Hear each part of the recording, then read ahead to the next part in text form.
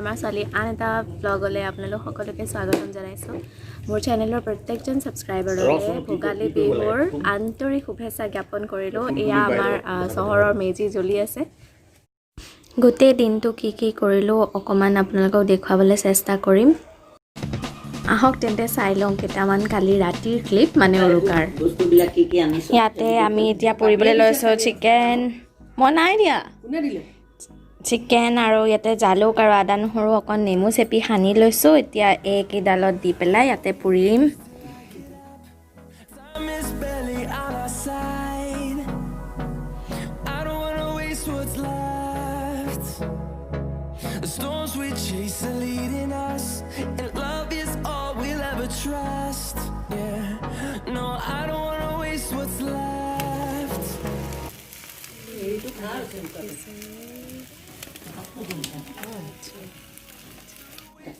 কি হ'ল চিকু কিবা কোৱা হেপী বিহু সকলোলৈকে বিহুৰ শুভেচ্ছা থাকিল আমাৰ চিকেন পুৰি আছে আমি জুই পোৱা আছো দেই আমাৰ দুকুৰা জুই এফালৰ জুই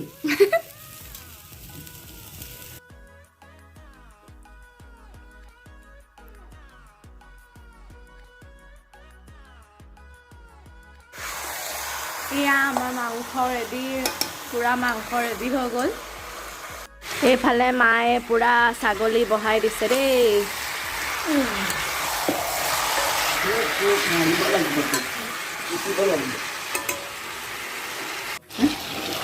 কি দিছা মাংসত কৈ দিয়া মই কি দিছোঁ মই প্ৰথমতে মাংসখিনি সানি থলোঁ দুপৰীয়া ভাত খাই উঠিয়ে সানিছিলোঁ আদা নহৰু পেষ্ট দিলোঁ পিঁয়াজ দিলোঁ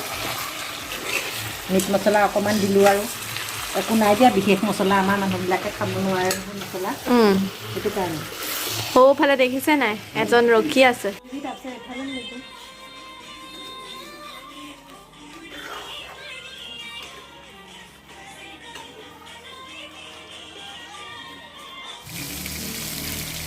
মাটনখিনি হৈ যোৱাৰ পিছত এতিয়া চিতল মাছ ভাজি আছোঁ এইটো হৈ গ'ল গ্ৰেভি ৰেচিপিটো বনাবলৈ বহুত চিম্পল যদিও খাবলৈ বহুত টেষ্টি হয় তেলতে নৰসিংহ পাত দুটামান আৰু শুকান জলকীয়াটো ফুটাই তাতে পিঁয়াজ সৰু সৰুকৈ কাটি পেলাই ভাজি আদা নহৰু পেষ্টখিনি ভাজি ওপৰত ৰেডিমেড কোকোনাট মিল্ক দি দিছোঁ নিমখ দি দিলে মাছখিনি দি এয়া আমাৰ গ্ৰেভি ৰেডি ইফালে আমাৰ মেজি ৰেডি হৈ আছে দেখাম দেই এয়া হৈছে আমাৰ মেজি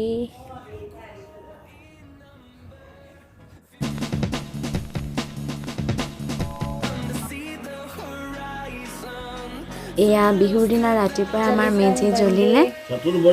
মেজিত আমি মন্ত্ৰ মাতি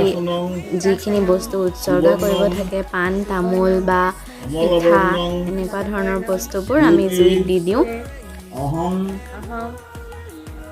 ভক্তি সহকাৰে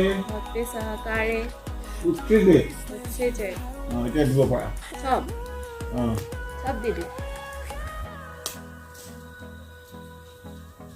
মোৰ জেঠুৱে মাঘ বিহু সম্পৰ্কে খুব ধুনীয়া কথা এখিনি ক'লে আহকচোন চাই লওঁ আচলতে কৃষিভিত্তিক এটা উৎসৱ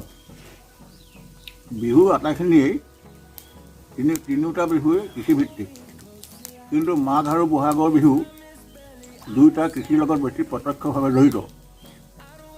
কাতি বিহু কিন্তু আধ্যাত্মিক চিন্তাধাৰা থকা এটা বিহু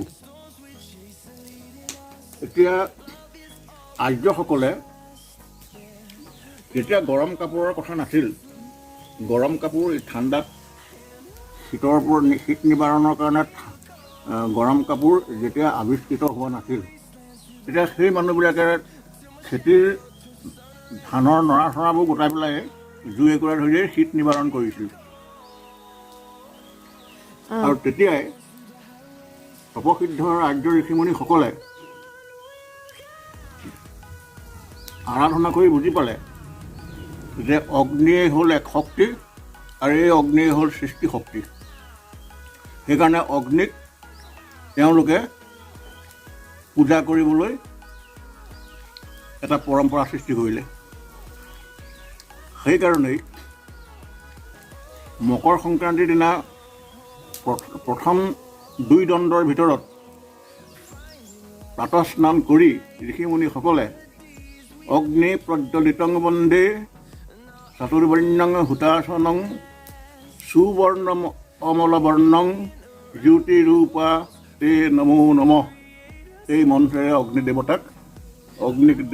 দেৱতাৰ ৰূপেৰে কল্পনা কৰি মন্ত্ৰ উচ্চাৰণ কৰিলে আৰু সেই পৰম্পৰাই আজিও সমগ্ৰ পৃথিৱীতেই চলি আছে।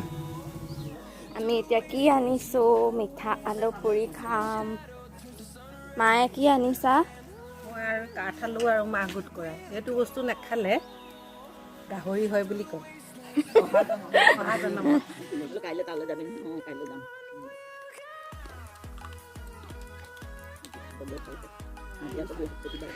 ভগৱানৰ আগত শৰাইও দিয়া হয়, তাৰে প্ৰসাদ এয়া আমি খাই আছোঁ।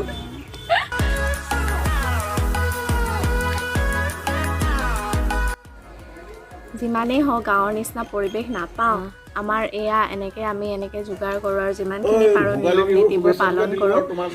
আমি কালিৰ পৰা আজিলৈকে উৰুকাৰ পৰা মানে বিহুলৈকে কি নিয়ম কৰিলোঁ আপোনালোকক অকণমান দেখুৱাবলৈ চেষ্টা কৰিলোঁ।